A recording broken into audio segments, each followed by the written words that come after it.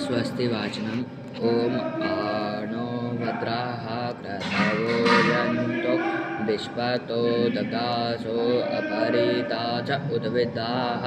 देवानो जथा सत्कृते असनः प्रायुवो द्रक्षितारो दिवे दिवे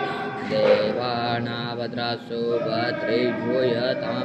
देवानागो रात्रिविनो निवरतां देवानागो सख्यमुपसेदिमा वयं देवान आयुः प्रयन्तु जीवस्वे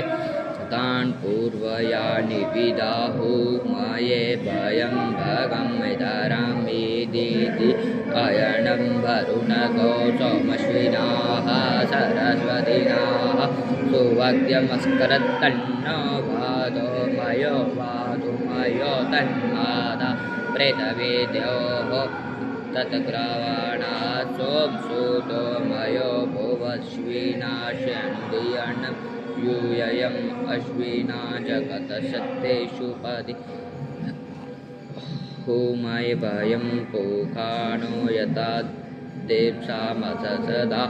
वृद अशिनं पया स्वस्ति न इन्द्र प्रदशवाः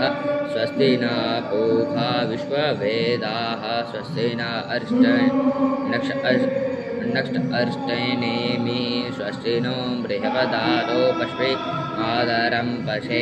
मातरं शुभयावानो मिथितेषु जगमयाः गणीयाः मण्डवाः सूर्याचक्षुषो नो देवा अवसा अगणीः भद्रं कर्णेभिः शृणुयां देवा भद्रं पश्यैस्त्रैरङ्गैः सुष्ठुवागोसताणु देवी जतायुः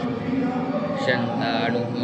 शरदो अणिदेवाय त्राणशकराजरसातणुना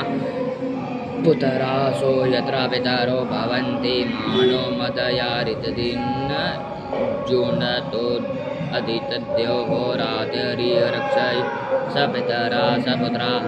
विश्वदेवा अन्ति पञ्चदायण अदितित्तमदिति यणिवत्तपाः शान्तिर्क्षकं शान्ति पृथिवी शान्त्रापः शान्ति मध्यः शान्ति बृहस्पति शान्ति शान्ति देवति शान्ति शान्ति ब्रह्म शान्ति सर्वगं शान्ति शान्ति सामा शान्ति यथा समयि ततो नो अवया पुरुतशना पुरुत परयवायुमयना पशुषु शान्ति भवतु। स्वस्ति वाचनं सम्पूर्ण होता।